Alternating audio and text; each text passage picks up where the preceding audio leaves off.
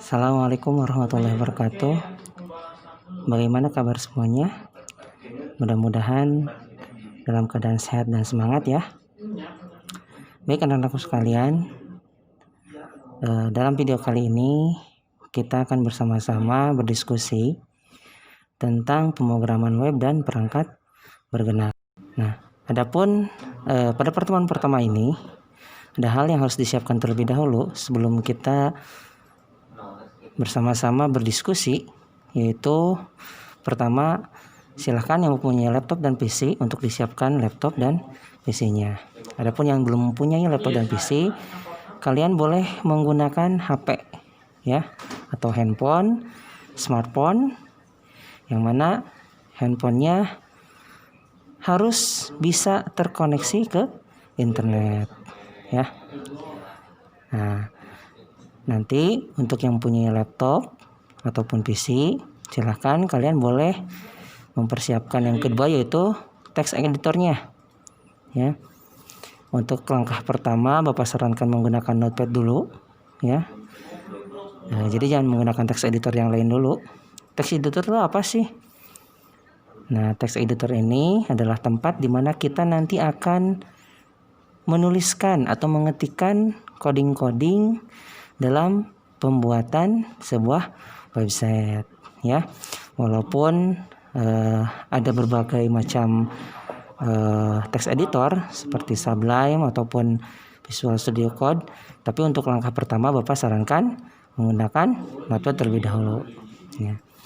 Adapun yang tidak mempunyai laptop atau PC, kalian boleh langsung membuka halaman website ini ya, W3 School ya. Nanti kita akan menuliskan sintaks-sintaksnya atau coding-codingnya di halaman website ini ya.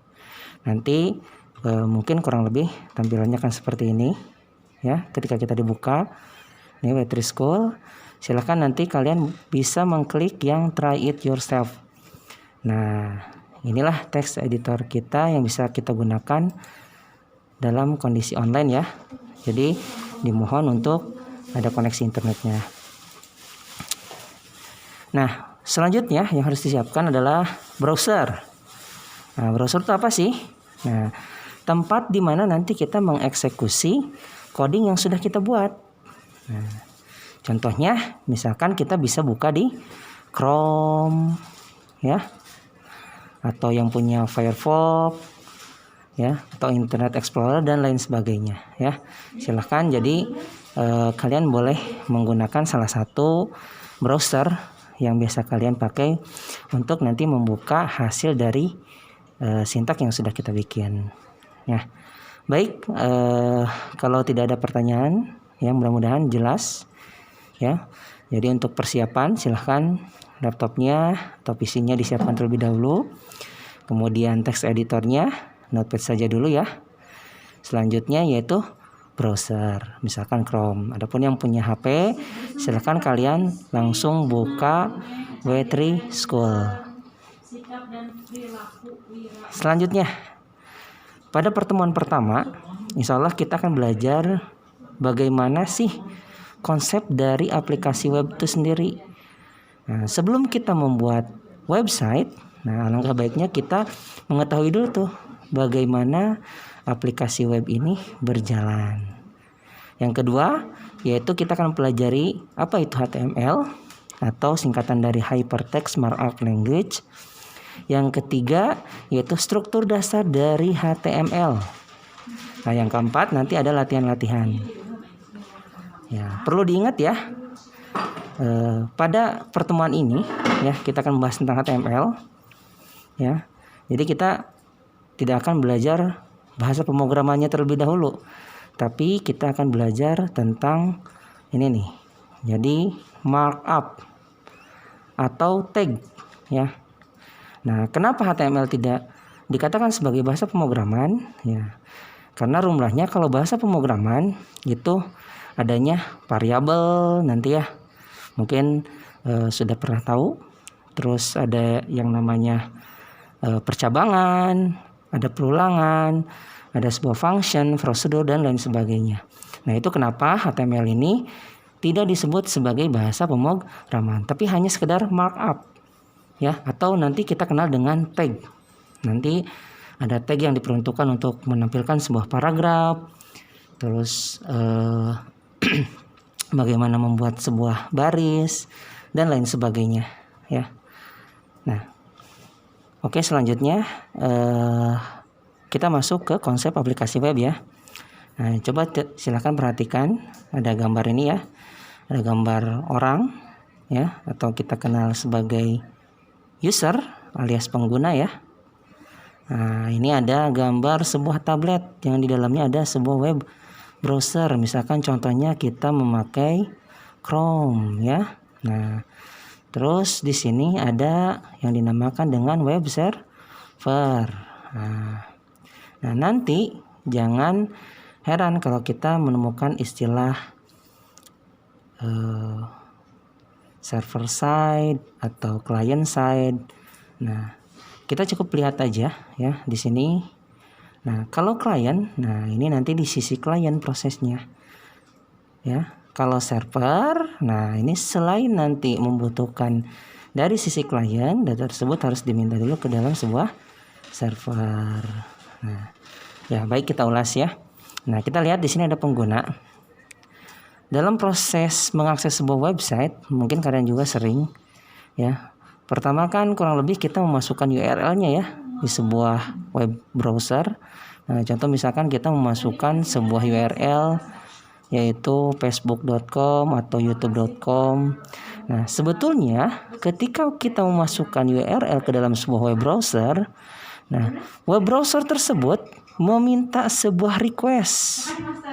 Nah, meminta sebuah request yang mana nanti request tersebut akan ditujukan kepada web server dari URL yang kita masukkan.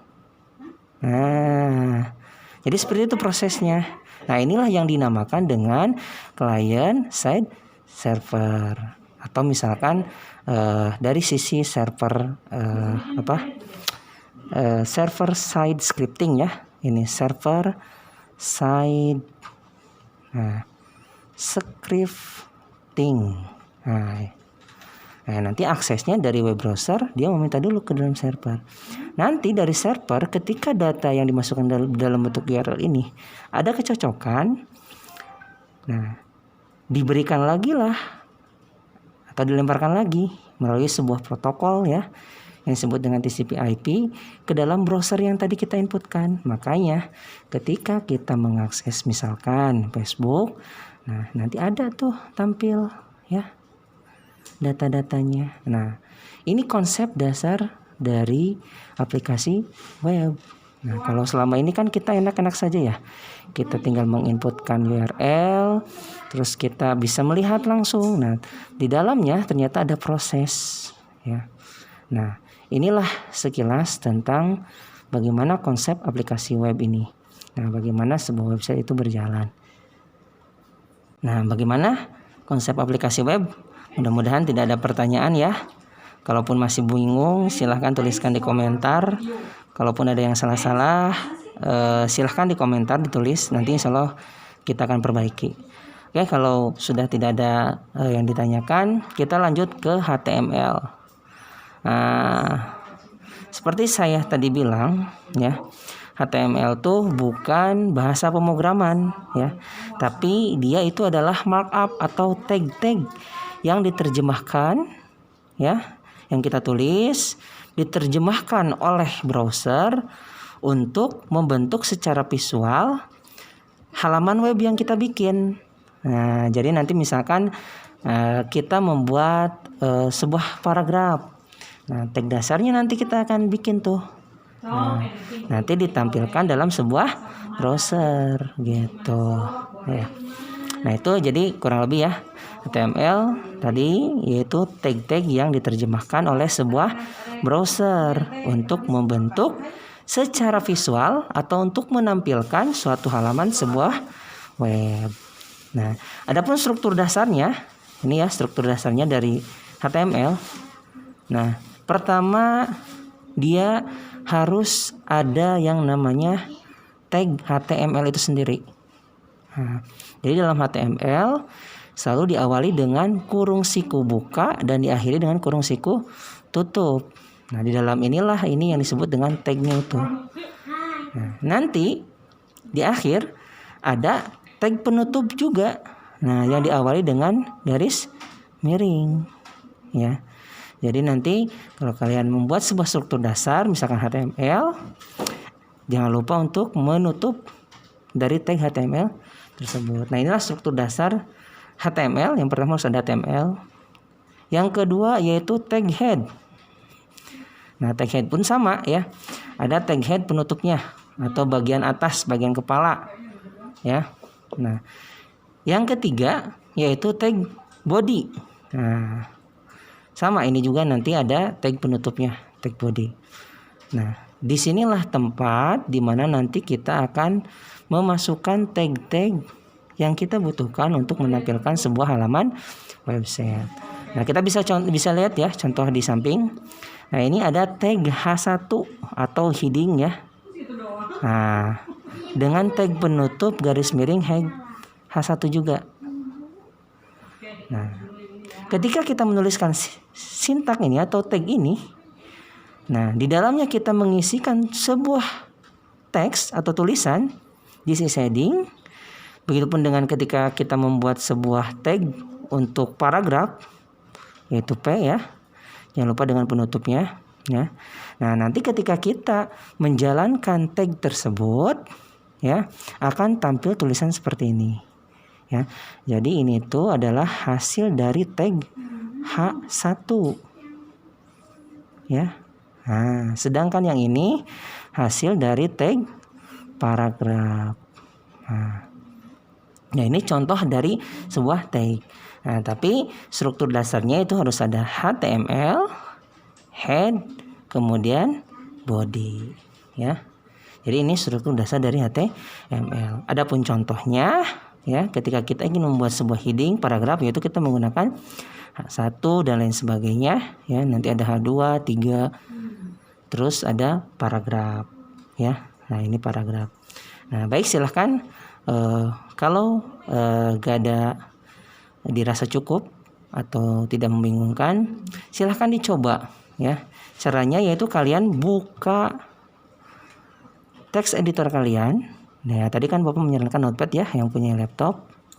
Nah, silahkan tuliskan sintaks-sintaks yang ada di samping. Semua ini ya. Ini semuanya. Nah, silahkan tuliskan di sebuah HTML. Ya, kalau sudah selesai, nanti tinggal di save. Ya. Nah, isi namanya misalkan pertemuan 1. Ingat, dalam membentuk sebuah HTML, kita mengenal dengan ekstensinya itu .html. Nanti pilih untuk tipenya yaitu all. Ya, nanti silakan di save saja karena Bapak sudah membuatnya. Jadi ini di sini ada nih. Nah, dan lihat dengan format .html ini nanti dia bisa dibuka dalam sebuah browser. Nah, kalau sudah save, nah tinggal nanti dijalankan. Nah, nanti jalankan ya. Adapun yang tidak mempunyai laptop atau PC, kalian bisa mencobanya di ini ya, tadi White School. Silahkan, mungkin ini sudah diketikkan ya kalau yang di HP ya. Nah, misalkan Bapak menambahkan aja nih di sini. Kasih di sini. Nah, untuk langkah awal jangan copy paste ya. Silahkan diketik ulang. Ya. Heading H2. Nah, kalau sudah bisa di run atau dijalankan. Nah, nanti seperti ini tampilannya. Ya. Nah, kalau yang tadi, kalau misalkan kalian sudah, ya,